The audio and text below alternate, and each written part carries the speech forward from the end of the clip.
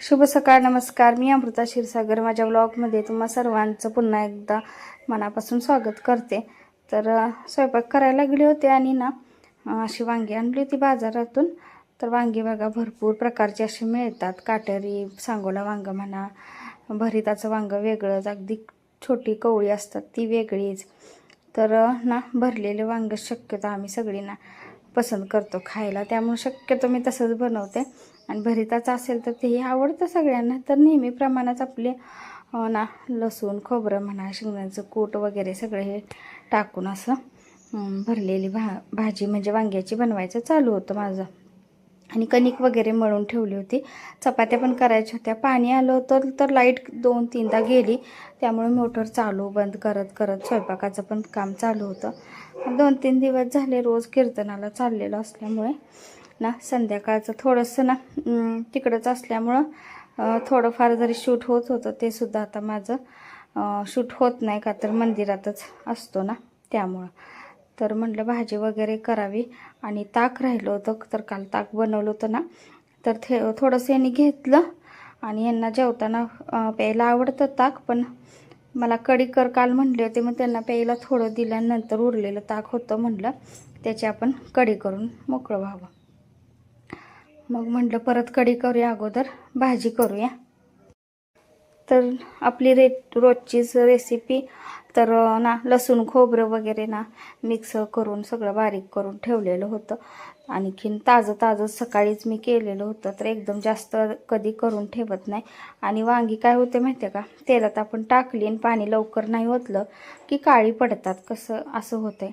आणि इथं देवपूजा वगैरे तनून अगोदर सकाळीच केलेली होती. तर देवपूजा छान अशी झाली होती. देवपूजा झाली की कसं मन प्रसन्न होऊन जातं.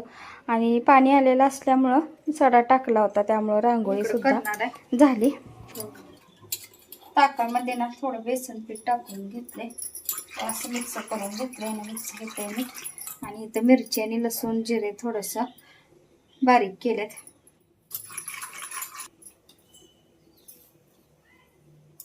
थोडंसं तेल आणि जिरे मोहरी टाकायचे. आणि अनुचं काय चाललंय तर अनु रोज उशिरा उठते, रोज मंदिरामध्ये जाते, त्यामुळे आम्ही तेलातच टाकलं चांगलं. मगाशी जरा हेच होतं जिरे मोहरी आणि कढीला कढीपत्ता तर पाहिजे घालायला. मगाशी वांग्याला टाकलेच नाही कढीपत्ताला. आणि वाटण केलेलं, त्या वाटणामध्ये सुद्धा जिरे घातले.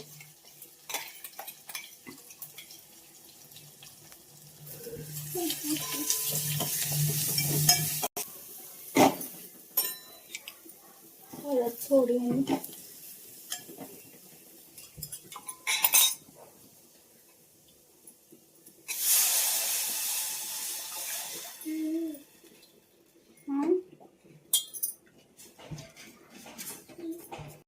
चपात्या करणार आहे. तर बघा वांग झालंय आपलं, कढी पण इकडं होते. आणि चपात्या केले की मग झालं जेवायचं. आणि म्हणते जेवायचं. तर वांग्याची भाजी झाली, आता कढी तर काय झालीच. तर कैरी खायला कोणाला आवडत नाही म्हणा. कैरी बघितली तरी तोंडाला आपल्या पाणी सुटतं. आणि विकत म्हणून खरं तर खास आणल्या होत्या. आणि अनुचा आगावपणा कसा चालू आहे, अनुला माहिती आहे की व्हिडिओ चालू आहे, म्हणून तशी लागली आहे करायला. आणि इथं थोडीशी ना म्हणलं साल काढावी. तर तनू करत होती, मी इकडे चपात्या करत होते ना. तर सुट्टी असल्यामुळं तिची स्वयंपाकात सगळी आता मदत भरपूर आहे मला. तर म्हटलं थोडीसं धुवून घेतलं, नंतर म्हटलं साल थोडीशी काढून बारीक फोड्या करून ना साखर, मीठ, थोडीशी फोडणी टाकायची आपलं. आणि हळद वगैरे टाकून ना, तर लहानपणीसुद्धा मला खूप हे असं आवडायचं ना, तर ती आठवण झाली. त्यामुळं मी कैऱ्याचा सीझन आला म्हटलं की बाजारातून का होईना मिळेल तिथून विकत आणतेच आणि करते. तर मला खूप आवडतं आणि बाकी सगळ्यांना घरातसुद्धा आवडतंच म्हणा. तर म्हटलं चला करूया. आणि अक्षूच्या तर शाळा चालू आहेत, अजून परीक्षा काही चालू झालेल्या नाही आहेत, शाळाच चालू आहेत अजून. ती मात्र सकाळी जाते शाळेला, सकाळच्या शाळा असल्यामुळं. आणि अनुचं मात्र असं मध्ये मध्ये करायचं मग चालू असते. आता साल काढायला तिने घेतले वर्गात तिच्याकडनं, व तो दाखवायला लागले अजून कसे. तर म्हटलं तनूला करून घे बाई पटकन. आणि मी चपात्याचं माझं करायचं काम चालूच होतं इकडं. तर कैऱ्या काही जास्त मोठ्या नव्हत्या ना, लहान लहानच होत्या. आणि एक त्यातली थोडीशी पिकलेली होती, एक मात्र कच्ची होती. तर पिकलेली असल्यावर ना तर अजून खूप छान लागतं, का तर थोडासा गोडवा असतो त्यामध्ये आणि थोडं आंबट पण असतं. आणि वरून पण आपण थोडंसं मीठ म्हणा, आणखीन थोडीशी साखर भुरभरलेली असते, त्यामुळे आणखीन छान लागते त्याची चव. आणि तोंडी लावायला ना असं उन्हाळ्यात खूप छान असं ना हे लोणचं आहे बरं का. तर आधीच आपल्याला उन्हाळ्यात काय होते, जेवण जात नाही, नुसतं पाणी पाणी होतं ना. तर तोंडी लावलं की आपलं म्हणजे जातं जेवण थोडंसं आपल्याला. नाहीतर जेवण कसं उन्हाळ्यात नको नकोसं होऊन जातंय करायला, नुसतं पाणी ओढत असतं. तर कढी वगैरे सगळं झालं, हिनं तोपर्यंत ना लागली मग करायला लोणचं.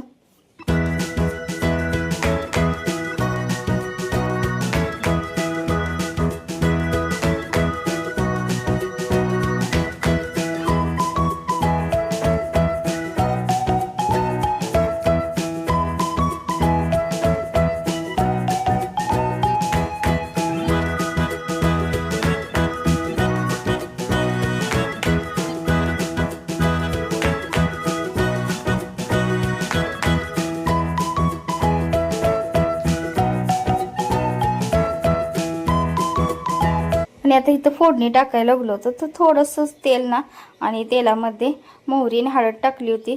तर कढीपत्ता वगैरे सुद्धा टाकतात बरं का ह्यामध्ये. तर राहिला मात्र